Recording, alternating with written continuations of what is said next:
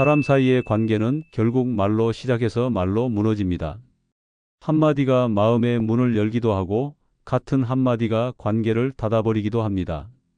그래서 무슨 말을 하느냐보다 어떻게 말하느냐가 훨씬 더 중요하죠. 젊을 때는 말이 많아야 친해지고 솔직하게 다 털어놔야 진정성이 있다고 믿었을 겁니다. 하지만 살아보면 압니다. 말이 많다고 해서 관계가 깊어지는 건 아니고 오히려 불필요한 말이 오해와 상처를 만든다는 걸요. 안녕하세요. 소통심리학 박사 이상주입니다. 우리는 흔히 침묵을 어색하고 불편한 것이라고 생각합니다. 하지만 50대를 넘어서면서부터는 말의 양이 아니라 그 무게와 깊이가 중요해집니다. 내가 무심코 던진 한마디가 누군가에겐 상처가 되고 애써 지켜온 관계에 금이 가게 만들기도 하죠. 그래서 오늘은 100마디 말보다 더 강력한 힘을 가진 침묵의 기술 5가지를 알려드리려고 합니다. 오늘 영상을 끝까지 함께 하신다면 불필요한 갈등과 오해는 줄이고 남은 인생의 인간관계를 훨씬 더 편안하고 깊이 있게 지켜나갈 수 있는 지혜를 얻게 되실 겁니다. 구독과 좋아요 먼저 꾹 눌러주시고요. 정말 여러분께 힘이 되어 드리고자 마음을 다해 준비한 이야기이니 끝까지 귀 기울여 주시길 바랍니다. 그렇다면 첫 번째 질문을 던져보겠습니다. 도대체 왜 나이가 들수록 말이 많아지면 관계가 꼬이기 시작하는 걸까요? 젊은 시절에는 그렇게나 제잘거리며 이야기꽃을 피워야만 우정이 깊어지는 것 같았는데 말입니다. 그 이유는 우리 인생의 무게추가 옮겨갔기 때문입니다. 우리의 마음을 하나의 컵이라고 생각해 보겠습니다. 젊을 때는 컵이 텅 비어 있어 무엇이든 채우고 싶어 합니다. 내 경험, 내 생각, 내 감정을 쉴 새 없이 쏟아내며 상대방과 컵을 채워나가는 과정 자체가 즐거움이었습니다. 하지만 50년 넘게 살아온 우리의 마음의 컵은 어떻습니까? 이미 수많은 경험과 생각, 기쁨과 슬픔으로 가득 차 있습니다. 여기에 무언가를 더 담으려고 조심성 없이 말을 쏟아붓기 시작하면 그 컵은 이내 넘쳐흐르고 맙니다. 넘쳐흐른 말들은 본래의 좋은 뜻은 사라지고 그저 바닥을 어지럽히는 불필요한 얼룩이 될 뿐입니다. 예를 들어 얼마 전 은퇴한 김 부장님 이야기가 있습니다. 평생 한 분야에서 전문가로 살아온 분이라 아는 것도 많고 경험도 풍부합니다. 후배들이나 자식들을 만나면 늘 도움이 되고 싶은 마음에 자신의 경험담을 길게 늘어놓곤 했습니다. 내가 젊었을 때는 말이야. 그럴 땐 이렇게 해야 실수가 없어. 그 방법보다는 이 방법이 훨씬 효율적이야. 김 부장님의 모든 말은 선의에서 비롯된 것이었습니다. 하지만 듣는 사람들은 시간이 지날수록 점점 표정이 굳어갔습니다.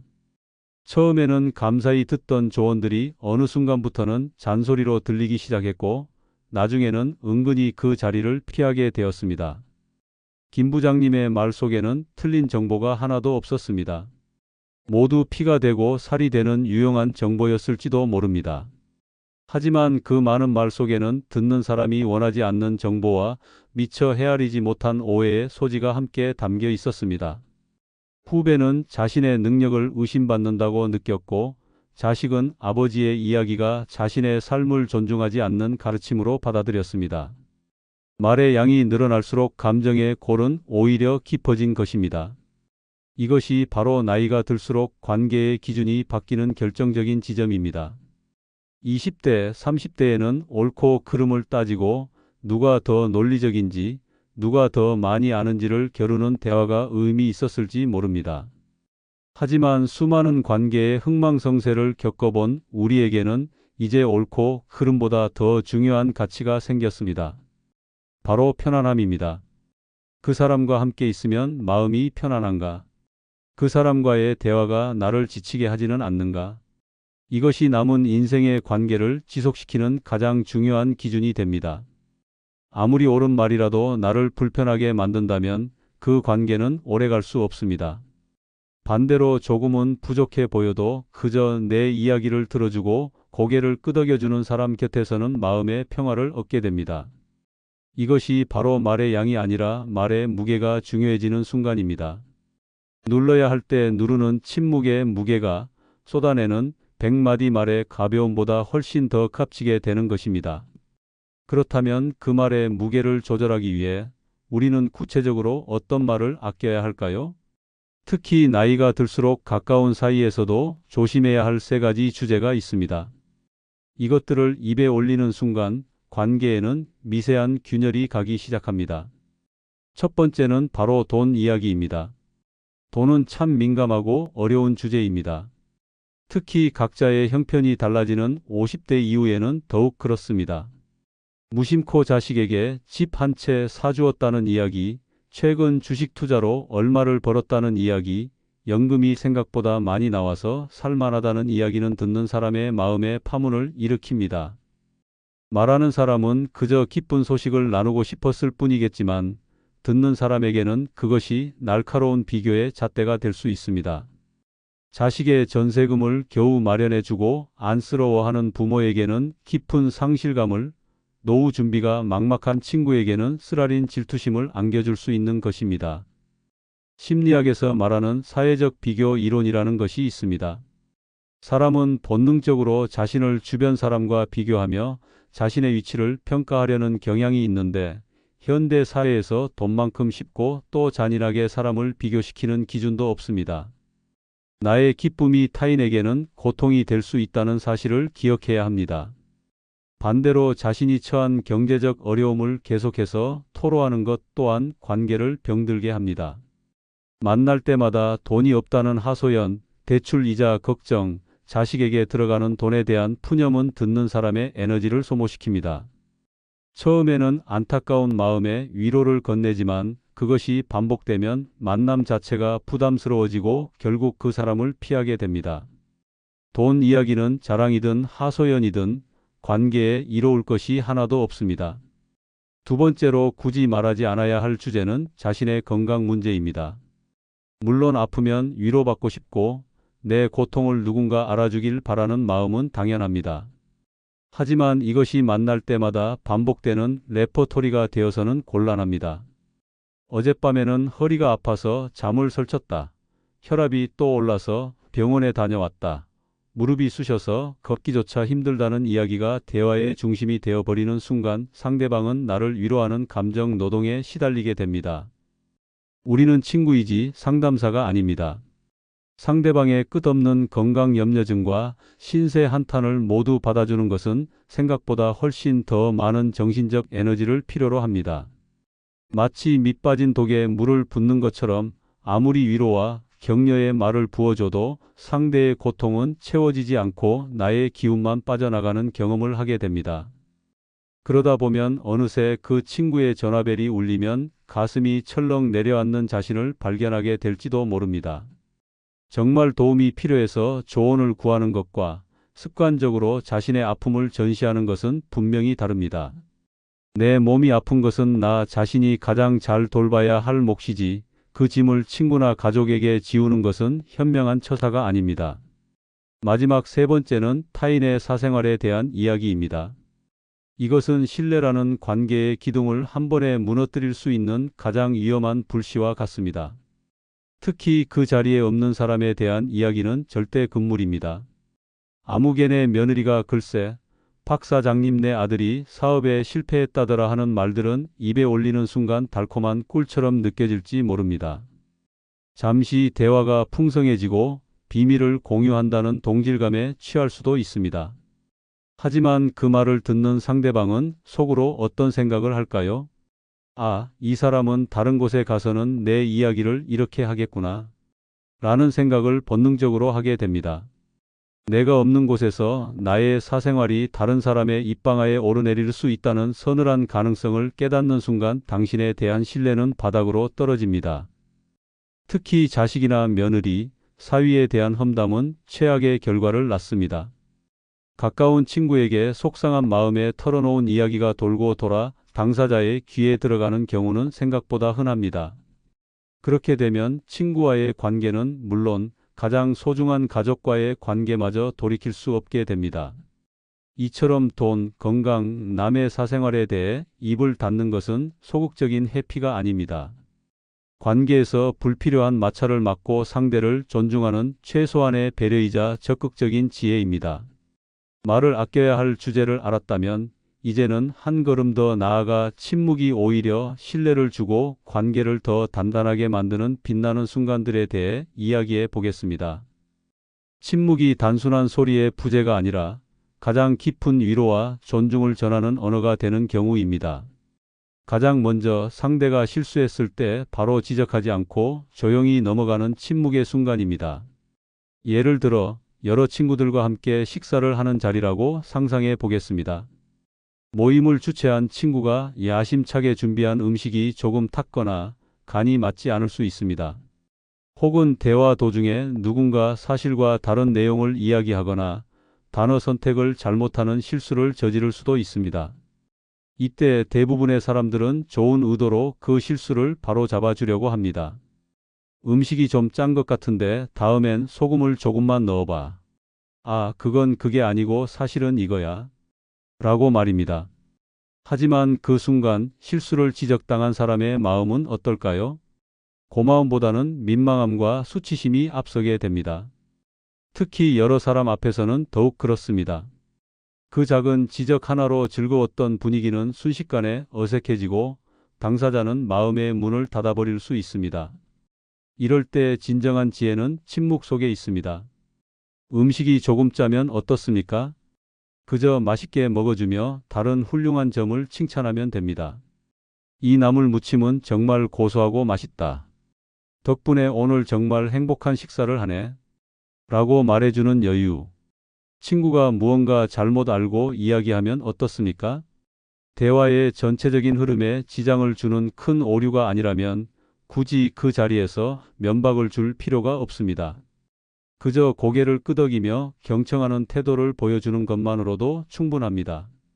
이렇게 상대의 작은 실수를 눈감아주는 침묵은 나는 당신의 체면을 지켜주고 존중합니다. 라는 무언의 메시지를 전달합니다.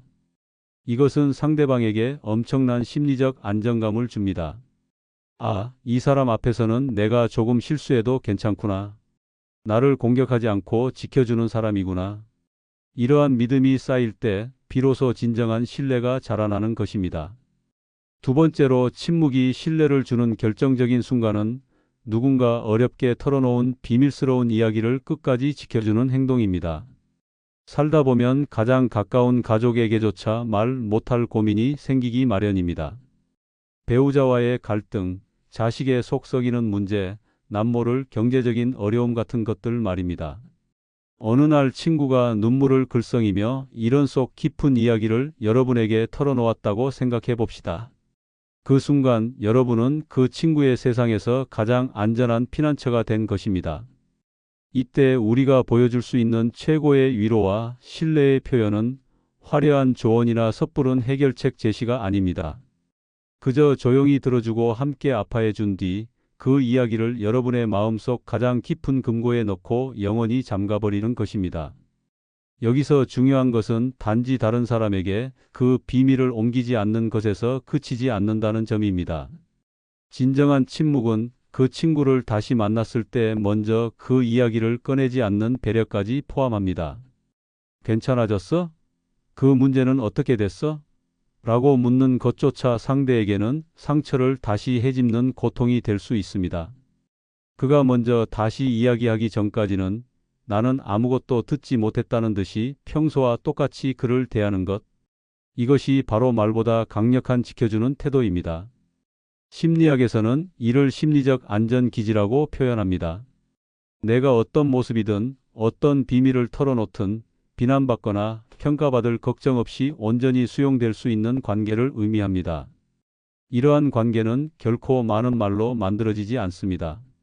오히려 결정적인 순간에 입을 닫고 상대의 아픔과 비밀을 온전히 내 마음에 품어주는 묵직한 침묵과 지켜주는 태도를 통해 완성됩니다. 이러한 경험을 한 사람은 여러분을 평생의 귀인으로 여기며 어떤 상황에서도 변치 않는 깊은 신뢰를 보내게 될 것입니다. 이렇게 상대의 비밀을 묵묵히 지켜주는 것과 같은 맥락에서 우리가 연마해야 할 또 하나의 깊이 있는 침묵의 기술이 있습니다. 그것은 바로 상대방의 힘든 상황을 모르는 척 그가 스스로 마음의 문을 열 때까지 기다려주는 너그러운 여유입니다. 우리는 가까운 친구나 가족의 얼굴에 드리운 그늘을 금방 알아챕니다. 평소와 달리 말이 없고 웃음 속에 어딘가 모르게 쓸쓸함이 묻어날 때 우리의 마음은 조급해집니다. 당장이라도 무슨 일이 있는지 물어보고 해결책을 찾아주고 싶어 안달이 나기도 합니다. 무슨 일 있어? 얼굴이 왜 이렇게 안 좋아? 나한테는 말해도 괜찮아. 어서 털어놔봐. 이런 말들은 상대를 걱정하는 따뜻한 마음에서 비롯된 것입니다. 하지만 때로는 이토록 다정한 질문들이 오히려 상대방을 더 깊은 동굴 속으로 몰아넣기도 합니다. 마치 굳게 닫힌 조개와 같습니다.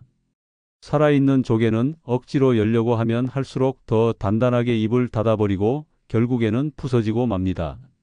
사람의 마음도 마찬가지입니다. 힘든 일을 겪고 있는 사람은 종종 자기 자신도 그 감정의 실체가 무엇인지 몰라 혼란스러워하는 경우가 많습니다. 슬픔인지 분노인지 서운함인지 모를 감정들이 뒤엉켜 폭풍처럼 휘몰아치고 있을 때 섣부른 질문은 그 혼란을 말로 정리해야 한다는 또 다른 압박감을 줍니다. 아직 꺼낼 준비가 되지 않은 이야기를 끄집어내려 애쓰는 과정은 그 자체로 또 하나의 고통이 되는 것입니다. 얼마 전 평생을 밝고 씩씩하게 살아온 제 친구 한 명이 부쩍 기운이 없어 보였습니다.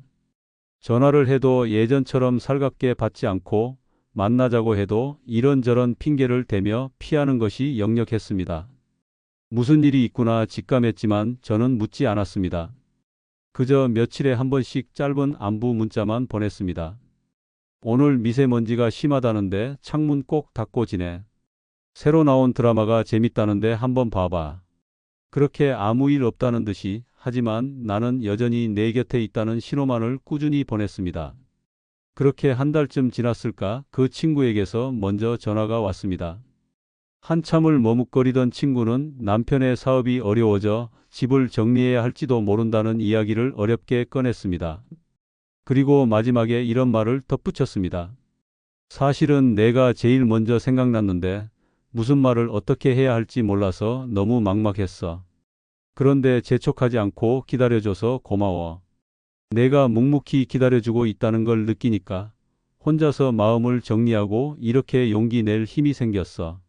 만약 제가 처음에 친구를 다그치듯 무슨 일이냐고 캐물었다면 어땠을까요? 아마 친구는 더 큰 부담감에 저를 피했거나 엉겁결에 두서없이 힘든 상황을 털어놓고는 더 큰 자괴감에 빠졌을지도 모릅니다. 이처럼 상대가 힘들어 보일 때 우리는 질문을 던지는 대신 따뜻한 시선과 조용한 존재감을 보여주어야 합니다. 말없이 따뜻한 밥 한 끼를 차려주거나 그저 곁에 앉아 함께 창밖을 바라보는 시간. 묻지 않아도 너는 혼자가 아니야. 나는 항상 내 편이야. 라는 마음을 전달하는 비언어적 신호들.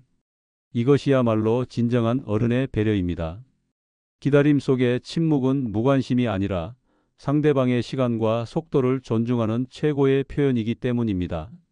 나는 너를 믿는다. 내가 스스로 일어설 힘이 있다는 것을 믿고 내가 나를 필요로 할 때까지 여기서 기다리겠다는 가장 깊은 신뢰의 메시지인 것입니다. 이렇게 상대방의 시간을 존중하며 기다려주는 침묵과 더불어 우리의 마음을 100마디 말보다 더 따뜻하게 전달하는 것들이 있습니다. 바로 아주 작고 사소해서 그냥 지나치기 쉬운 행동들입니다. 인간의 뇌는 생각보다 훨씬 더 정직하고 예민해서 화려한 언어보다는 진심이 담긴 작은 행동에 더 크게 반응하도록 설계되어 있습니다. 심리학자들에 따르면 말이라는 것은 우리 뇌의 논리적인 부분을 거쳐 해석되지만 미소나 고갯짓, 작은 손길 같은 비언어적 신호는 감정을 담당하는 뇌에 직접적으로 전달된다고 합니다. 그래서 아무리 좋은 말로 위로를 해도 마음에 와닿지 않을 때가 있지만 말없이 건네는 따뜻한 차 한 잔에 눈물이 핑 도는 감동을 느끼게 되는 것입니다. 제 어머니는 평생 말씀이 많은 분이 아니셨습니다. 자식들이 속상한 일로 집에 들어와도 왜 그러냐, 무슨 일이냐 묻는 법이 없으셨습니다. 그저 묵묵히 부엌으로 들어가 밥상을 차리시거나 잘 익은 과일 하나를 깎아 조용히 내미시는 게 전부였습니다. 어린 시절에는 그런 어머니가 조금은 무심하다고 생각했던 적도 있습니다. 하지만 나이가 들어 세상의 풍파를 겪어보니 그때 어머니가 말없이 차려주시던 밥상과 깎아주시던 과일 속에 얼마나 큰 위로와 사랑이 담겨 있었는지를 깨닫게 됩니다.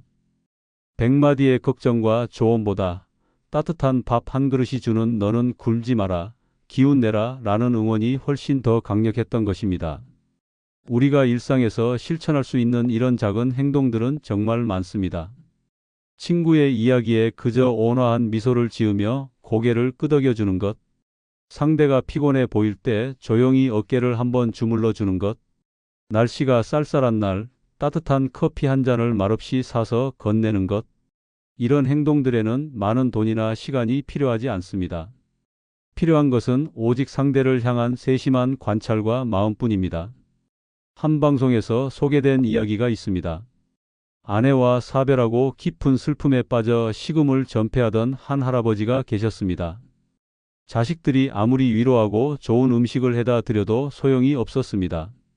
그런데 어느 날 옆집에 사는 할머니가 찾아와 아무 말 없이 할아버지 앞에 앉아 귤 2개를 까서 탁자 위에 놓고는 그냥 돌아갔습니다. 다음 날도 그 다음 날도 할머니는 말없이 와서 귤을 까놓고 가기를 반복했습니다. 며칠이 지나자 할아버지는 그 귤을 하나 집어 드셨고 조금씩 기운을 차리기 시작했다고 합니다. 할머니의 말 없는 행동 속에서 나를 걱정하고 지켜보는 사람이 있다는 사실을 깨닫고 다시 살아갈 용기를 얻었던 것입니다. 이처럼 말 없는 행동 하나가 때로는 장황한 위로의 말보다 훨씬 더 깊은 울림으로 평생 기억에 남습니다. 그것은 당신을 생각하고 있다는 가장 순수한 형태의 증거이기 때문입니다. 말은 때로 오해를 낳고 진심을 왜곡시키기도 하지만 마음에서 우러나온 행동은 그 자체로 완전한 언어가 됩니다. 우리의 남은 인생은 바로 이 말 없는 언어를 더욱 풍성하게 만들어가는 시간이 되어야 합니다. 오늘 우리는 말이 많을수록 관계가 틀어지는 이유부터 말없이 마음을 전하는 작은 행동의 가치까지 함께 이야기 나누어 보았습니다. 이 모든 이야기를 관통하는 핵심은 단 하나입니다. 나이가 들수록 말을 줄이는 것은 관계를 포기하는 소극적인 침묵이 아니라 불필요한 오해와 갈등을 막고 남은 관계를 더욱 소중하게 지켜내기 위한 가장 적극적이고 지혜로운 기술이라는 것입니다. 젊은 시절 20에서 40대까지는 세상에 나를 증명하고 보여주기 위해 수많은 말을 쏟아내며 살았다면 이제부터의 우리 인생은 말없이도 전해지는 진심의 무게를 깨닫는 시간이 되어야 합니다. 상대의 실수를 보아도 잠시 눈 감아주는 여유, 힘든 상황을 겪는 이에게 섣부른 질문 대신 묵묵히 곁을 지켜주는 기다림, 그리고 100마디 말보다 따뜻한 눈빛과 작은 미소 하나. 이것들이야말로 진정한 어른의 언어이자 우리 영혼을 더욱 깊고 풍요롭게 만드는 지혜일 것입니다. 이제 잠시 눈을 감고 생각해 보셨으면 합니다. 여러분의 주변에 말이 없어서 혹은 말을 아껴주어서 오히려 더 고맙고 편안한 친구나 가족은 몇 명이나 있으신가요? 아마 분명히 떠오르는 얼굴이 있을 겁니다. 그분들이 바로 오늘 우리가 이야기 나눈 침묵의 기술을 몸소 실천하며 여러분의 곁을 지켜준 귀한 인연들입니다. 오늘 이야기가 여러분의 마음에 작은 울림을 드렸다면 구독과 좋아요, 그리고 알림 설정을 꼭 부탁드립니다. 저희가 더 좋은 내용을 만드는데 정말 큰 힘이 됩니다. 그리고 오늘 내용이 마음에 와닿으셨다면 문득 떠오르는 소중한 지인에게 이 영상을 조용히 공유해 주세요. 아마 1000마디 말보다 더 깊은 마음이 전해질 것입니다. 또한 여러분의 생각을 댓글로 남겨주시면 더없이 감사하겠습니다. 오늘 영상에 대한 따뜻한 응원의 댓글도 좋고 혹시 말보다 행동으로 더 큰 위로와 감동을 받았던 경험이 있으시다면 그 소중한 경험담을 함께 나누어 주세요. 한 분 한 분의 댓글을 빠짐없이 읽고 저희 또한 배우겠습니다. 인생 한 줄은 다음에도 여러분의 삶을 더욱 깊이 있게 만드는 이야기로 찾아뵙겠습니다. 다음 영상에서는 많은 분들이 궁금해 하시지만 차마 묻지 못했던 주제, 바로 중년의 불륜에 대해 이야기해 보려 합니다. 그것은 단순히 성욕 때문이 아닙니다. 그들의 마음을 송두리째 흔들었던 진짜 이유는 따로 있었습니다. 다음 영상도 꼭 기대해 주십시오. 오늘도 여러분의 귀한 시간을 함께해 주셔서 진심으로 감사합니다. 부디 편안한 하루 보내시길 바랍니다.